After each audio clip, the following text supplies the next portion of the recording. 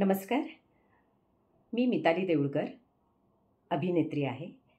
हिंदी आणि Marathi T V series आणि web सिरीजमध्ये छोट्या छोट्या भूमिका करते. त्याआधी मी महावितरणसारख्या नामांकित कंपनीतून सेवानिवृत्त झाले आणि ह्या क्षेत्राकडे 2 वर्षापासून वळले. तर मी छोटे छोटे रोल करते.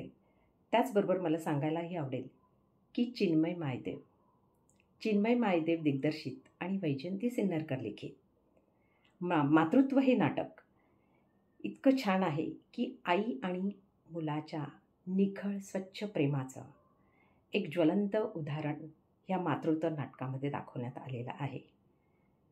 पण मला आश्चर्य ह्या गोष्टीचं वाटतं की माझा चिन्मय हा इतका व्रात्य आणि नटखट असताना बघता बघता कधी मोठा झाला हे कळलंच नाही मला. आणि त्यातून त्याने मातृत्वासारखं एक नाटक घडवलं आहे.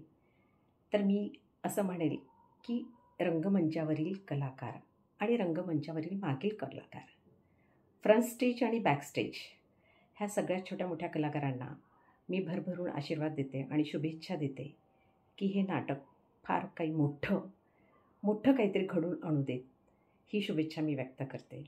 आणि माझा चिनू इतका छान आहे, इतका गुणी आहे, काय सांगू. माझ्या चिनूचं वर्णन करताना मला तुम्हा लोकांनाही असं वाटेल की मी काय वर्णन करते म्हणून, पण खरोखर माझ्या लाडका चिनूने खूप काही छान लिहिलेलं आहे. तर मला असं वाटतं की तुम्ही खरोखर या आणि बघा आणि प्रतिसाद द्या. तुम्हालाही नक्कीच आवडेल.